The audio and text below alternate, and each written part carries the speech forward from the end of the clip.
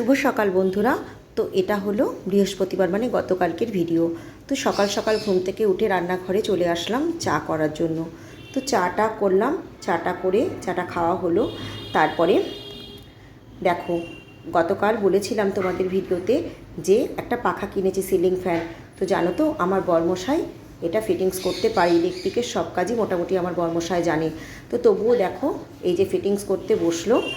Fittings করা হয়ে গেলে সকালে টিফিন দিলাম, এই যে রুটি আর আলুর দম।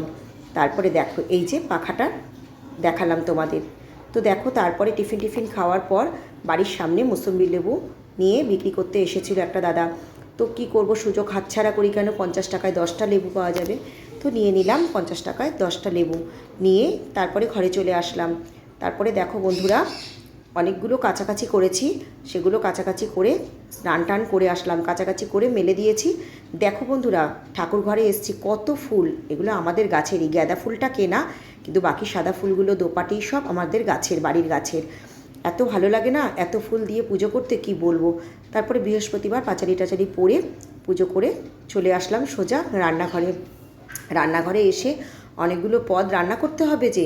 দেখো এই যে কী করছি জানো, এটা লোটে মাছের পকোড়া করব।